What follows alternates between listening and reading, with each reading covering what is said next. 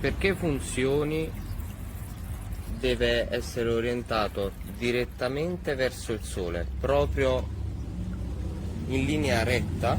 Il sole è lì in questo momento.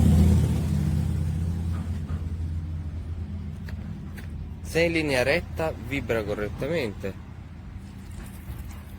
e la pompa funziona con costanza. Nel momento stesso in cui non è più in linea retta con il sole, che quindi permetterebbe il suo funzionamento solo quando è a picco, orientativamente a mezzogiorno, non si ottiene un getto soddisfacente.